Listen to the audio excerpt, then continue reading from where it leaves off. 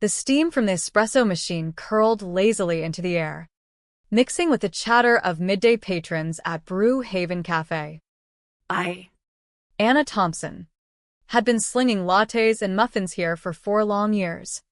My hands calloused from endless shifts, my mind always half elsewhere, chasing the ghost of a law degree that felt more like a mirage some days.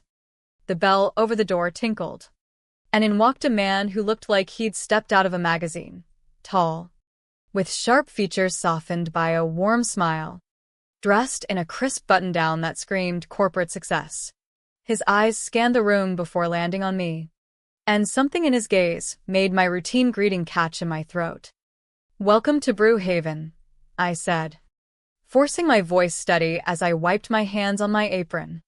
"What can I get for you?" He leaned on the counter, his cologne a subtle hint of sandalwood that cut through the coffee haze. A flat white, extra shot, and maybe some advice on the best muffin. I'm new in town. His name was Alex Harrington, as I learned over the next few visits. A venture capitalist who'd relocated to Seattle for a big firm, handling investments in tech startups. Our chats started small, the rain that never seemed to quit, the hidden gems of the city. But soon, they deepened.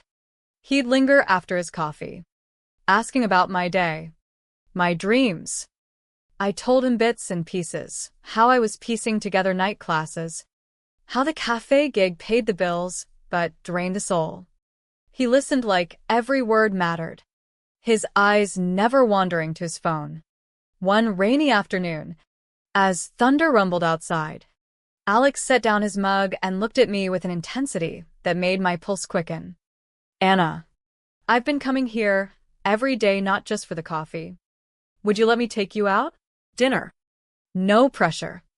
I hesitated, glancing at my reflection in the polished espresso machine, a tired woman in a stained apron, worlds away from his polished life. But his sincerity cracked through my walls. "All right," I whispered, a smile breaking free. "But if it's awful, you owe me a lifetime supply of flat whites." That first date unfolded like a dream, a cozy Italian spot downtown, where we talked until the candles burned low.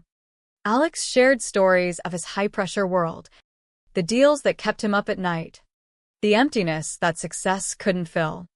I opened up about my childhood in a rundown suburb, the scholarships I'd scraped together for community college, the burning drive to become a lawyer despite the odds.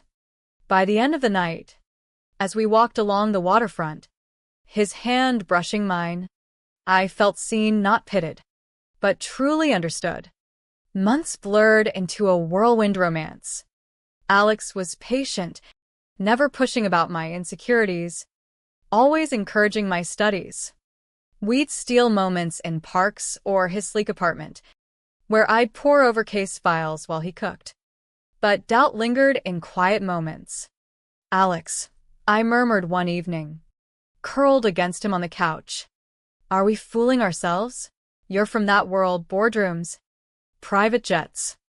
I'm just here." He tilted my chin up, his eyes fierce. "Anna, you're brilliant, resilient. Your job, it's a chapter, not the story. I see you, the fighter, the dreamer. That's who I'm with."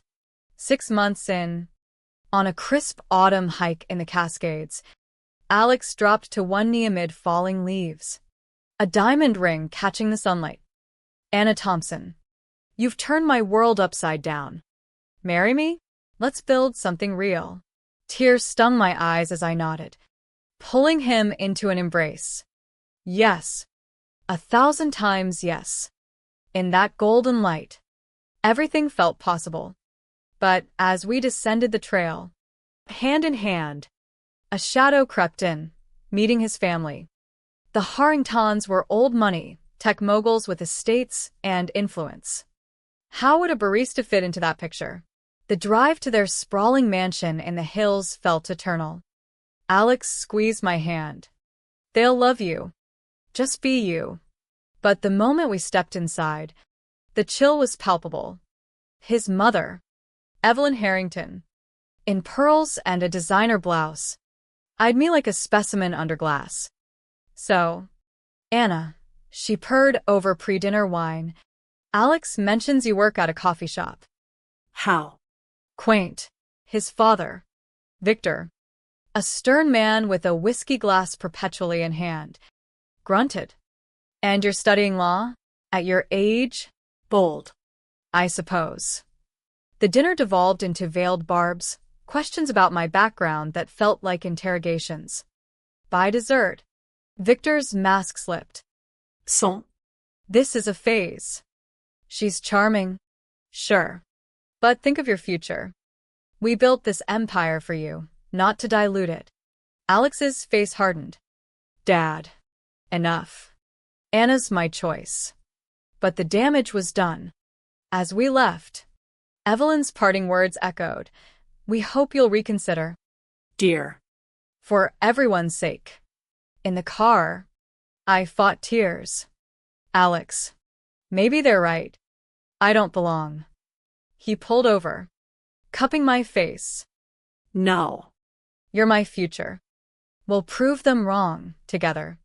That night, as rain pattered against the windows, our love felt both fragile and unbreakable. Little did we know, the real storm was brewing. The weeks after that disastrous dinner were a tightrope walk. Alex threw himself into work, landing bigger deals, while I juggled shifts and late-night study sessions. We planned our wedding in Secret Whispers, a small venue by the lake. Intimate.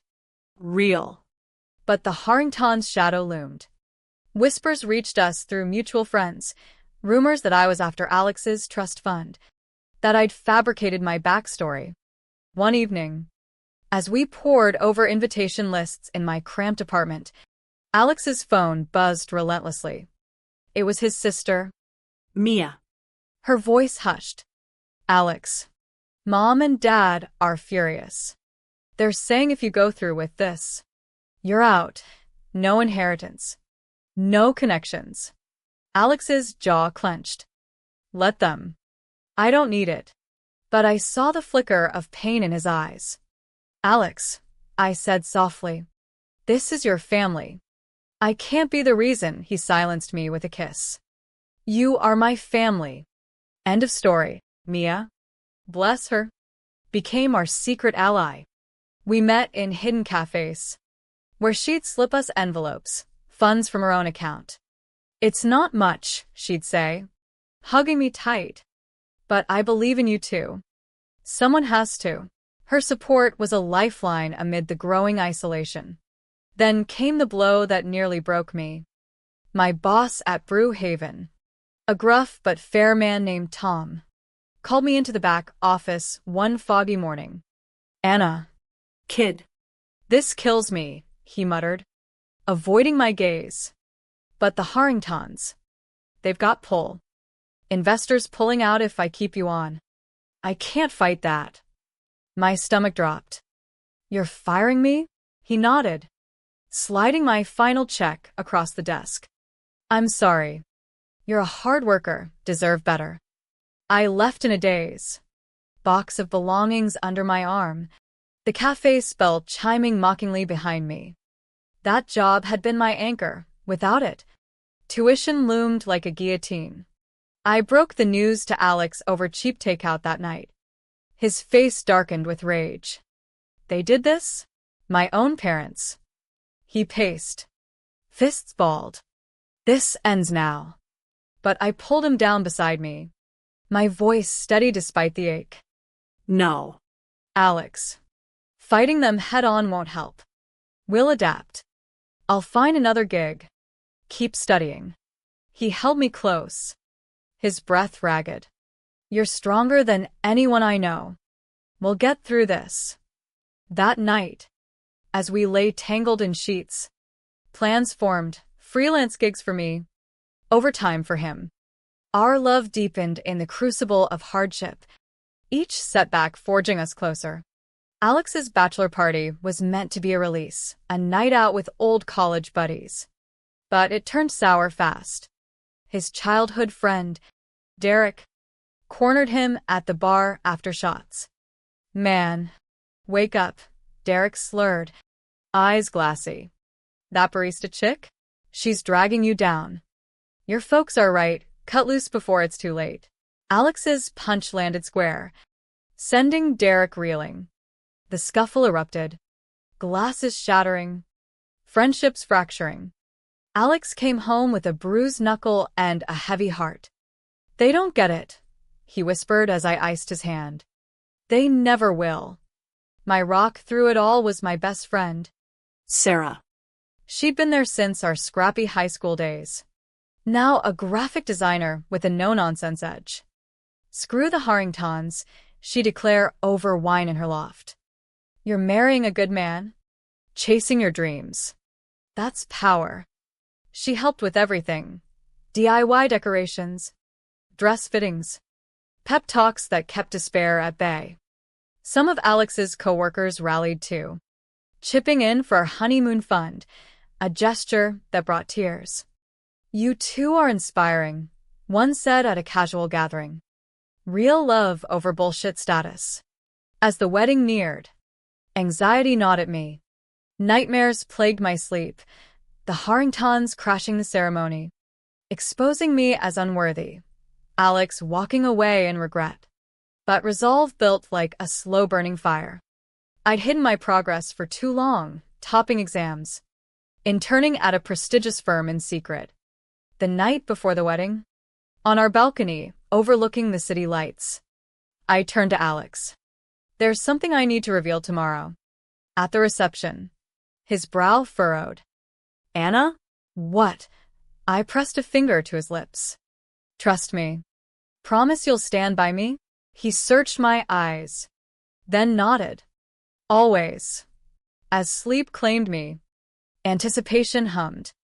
Tomorrow would rewrite everything or shatter it. Wedding morning arrived with a crisp Seattle breeze, sunlight filtering through the curtains of Sarah's apartment where I'd spent the night. My dress, a vintage find we'd altered together, hugged my frame. Simple yet elegant. In the mirror, I saw not the barista, but a woman forged in fire, determined, ready. Sarah zipped me up, her eyes misty. "You look fierce." Anna. Knocking dead. The ceremony at the Lakeside Pavilion was intimate magic. Alex waited at the altar, his suit sharp, eyes locking on mine as I walked the aisle alone, my choice. A symbol of self-reliance. Vows flowed like poetry, his promising unwavering support, mine vowing partnership through storms. Our kiss sealed it amid cheers from our small circle of true allies. But the empty seats for his family stung, a silent wound. The reception buzzed in a rented hall strung with lights. Laughter mingled with toasts. But I felt the undercurrent, pitying glances from Alex's distant colleagues. Whispers of such a modest affair. I played along, gracious and humble, while inside, tension coiled. Alex leaned in during a slow dance. "You okay? You seem distant." I smiled, heart pounding. "Just wait."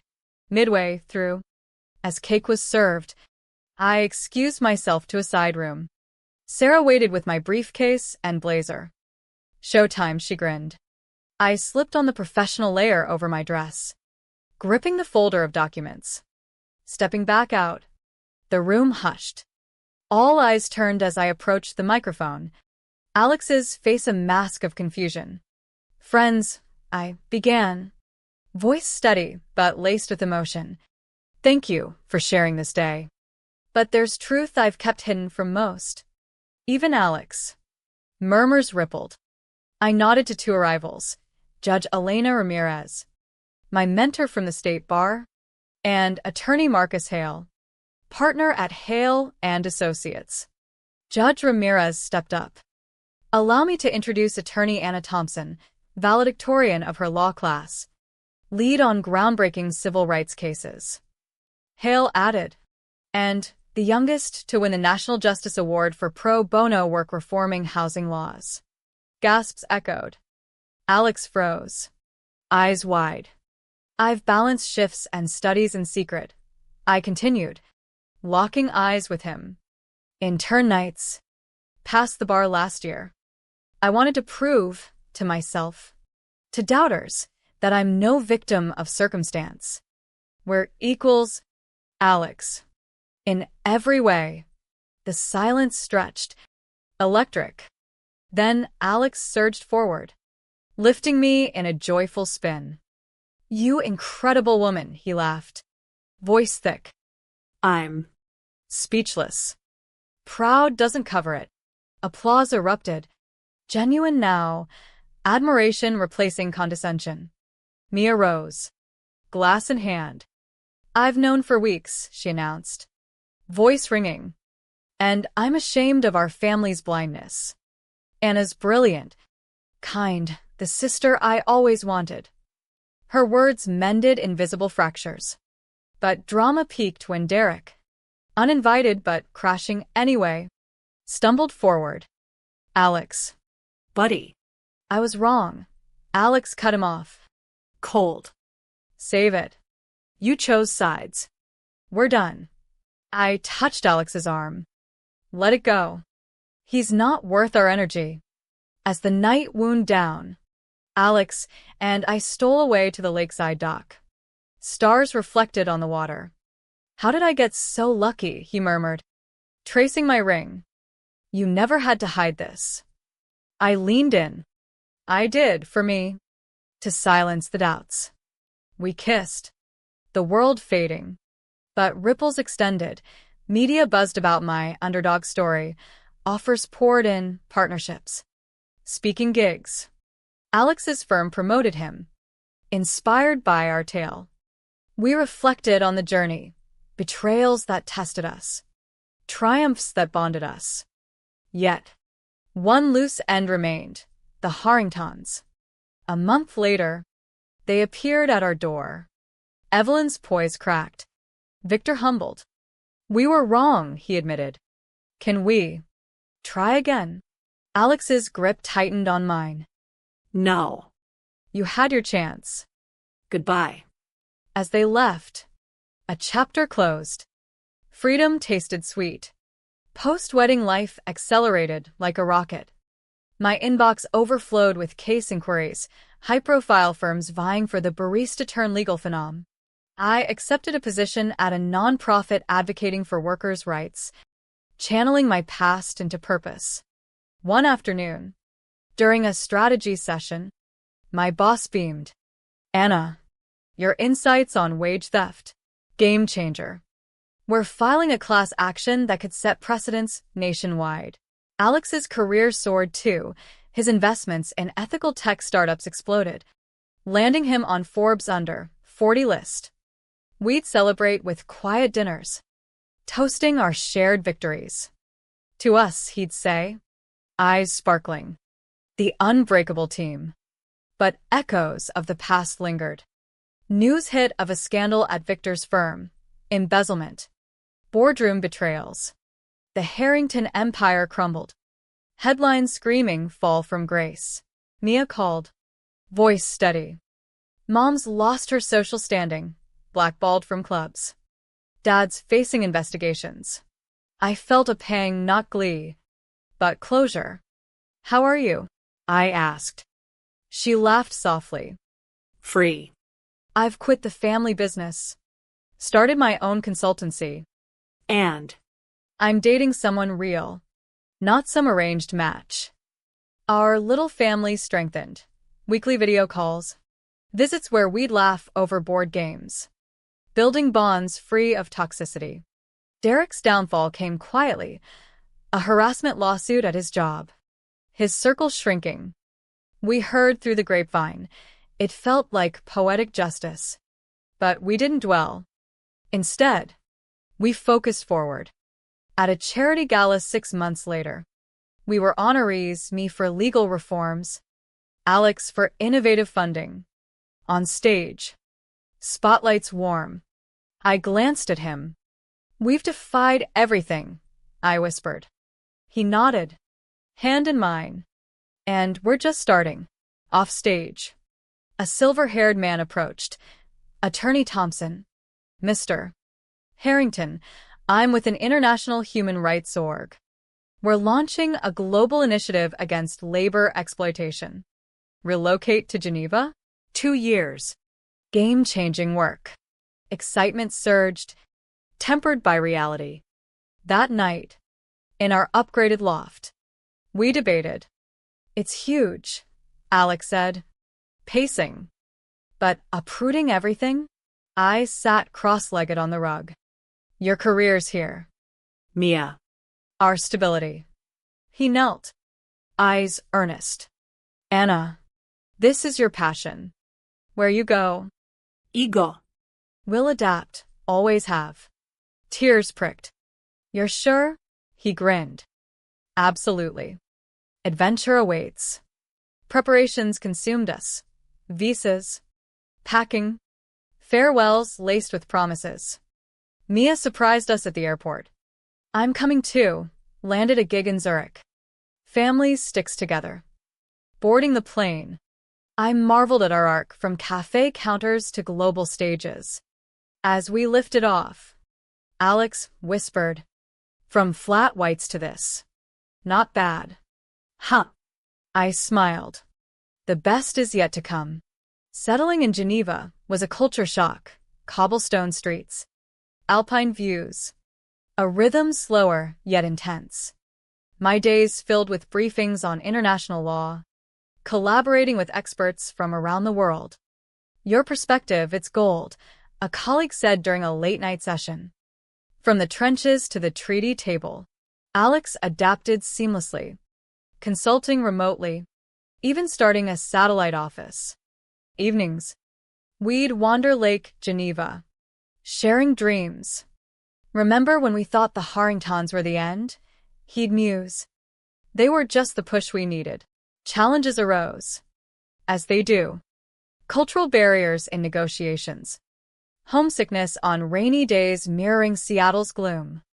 But we leaned on each other, cooking familiar meals.